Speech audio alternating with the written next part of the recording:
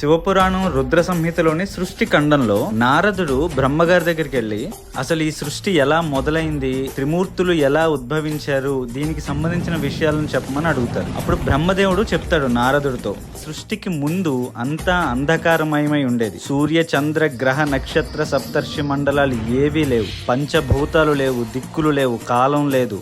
వేదంలో తత్సత్ బ్రహ్మ అని ఉంటుంది, అంటే సత్ అనే ఒక్కటి మాత్రమే ఉండేది. అదే పరబ్రహ్మ స్వరూపం.